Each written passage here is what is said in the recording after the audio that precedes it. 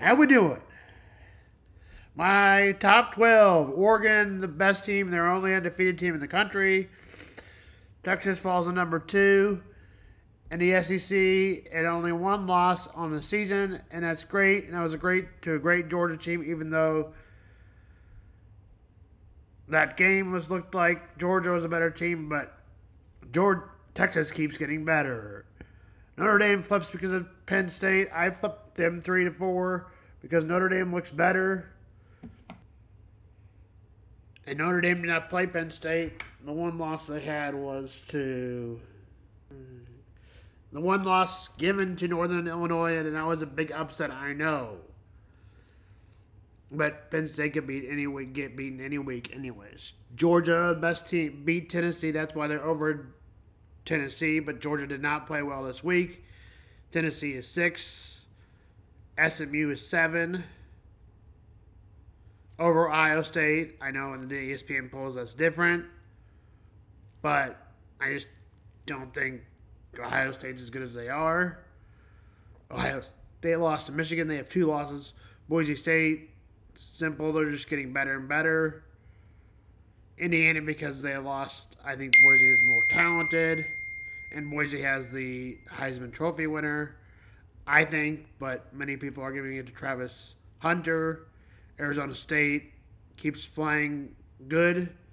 That's why I have them 11, 12. Alabama with a chance of South Carolina moving in if SMU, Ohio State, Indiana, and Arizona, or any of them lose. That's all possibilities.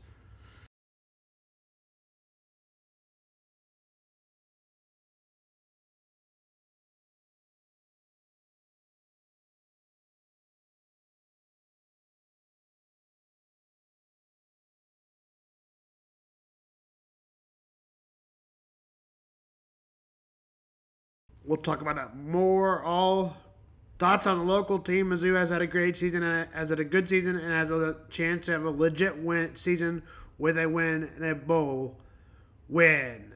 Kansas never met expectations. Kansas State all failed to make expectations, but they're going to have a pretty good season with an end of a bowl win.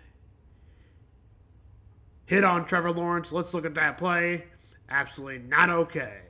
Josh Allen 1, Jalen Hurts number 3, and Lamar Jackson has fallen off the last 2 weeks and has never won a Super Bowl. And I told you guys that. I keep telling you he's not going to win a Super Bowl, and I'm going to keep going with my words until he does.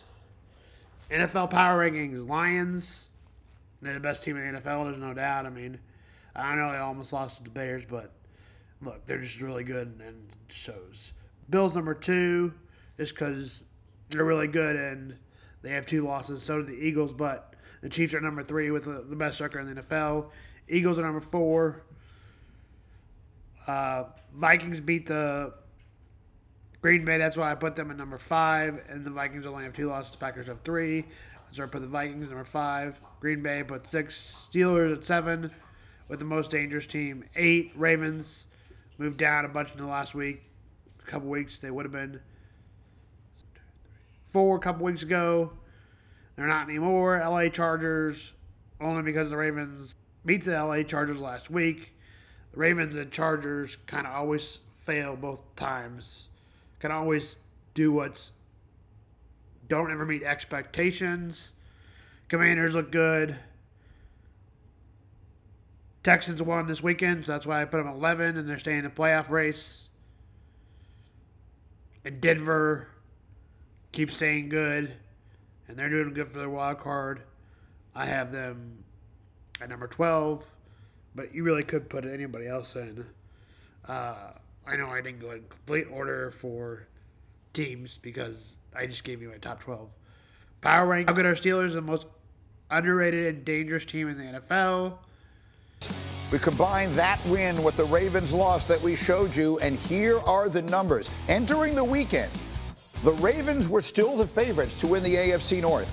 Coming out of it, look how the script has flipped. The Steelers now a 70% chance to win that division. A lot of people not buying. Dan, you're buying Russell Wilson much, much better. Yeah, they were great yesterday, Greeny. I mean, the offense was fantastic yesterday. They did whatever they wanted. Russell looked like he turned back the end of time. Why am I laughing? Hey, because I remember a couple weeks ago when we asked this question about the Steelers and possibly being a team that could represent the AFC.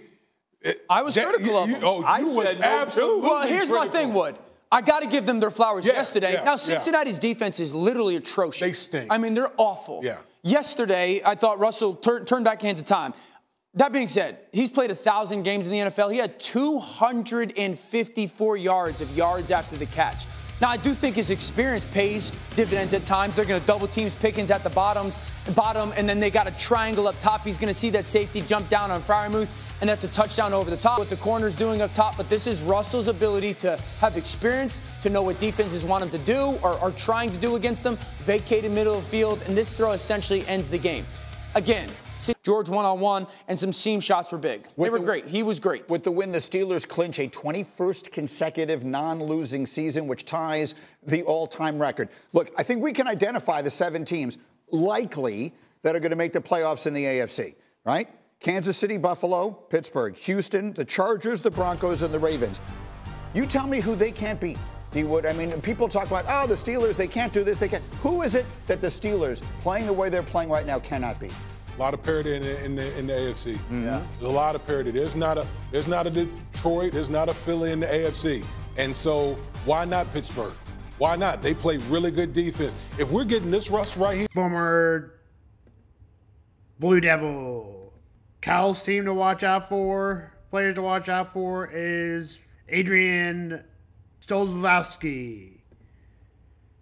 Mizzou is favored again. Tip is at 6. Monday Night Football. The Browns played the Broncos in moments that were very close and spread apart. Game like it was supposed to be. A high-scoring game, which maybe you didn't expect it to be. But why not? They have Jameson Winston, and it was the most Jameson Winston game ever. The Browns and Broncos met up. The Browns had a 10-7 lead. But the Broncos would get a touchdown by Nick Beato. Linebacker, everyone, was 10-7 to make it 14-10. It was a high-scoring second half as it was in the first half a little bit, 20-15. The Browns late, but the Broncos respond with a field goal, and then Jameson Winston threw another pick, another time, and another time to have 3 on the day. Winston looked good when he didn't throw interceptions. And same with Bo Nix, but Bo Nix is young and has progressed. And the Broncos are also winning, which the Browns aren't. Jameis Winston has the same questions as he always has as a quarterback. Can he keep hold of the ball? Well, last night that wasn't the case. Final was 41-32. Jameis Winston goes over 400, throws 4 touchdowns, but throws 3 picks in the loss. Final score, Broncos 41, Browns 32.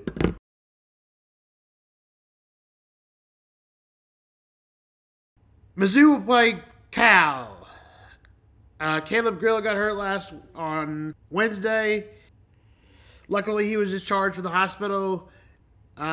Missouri plays Cal tonight. Mizzou is a home team. Cal is the away team.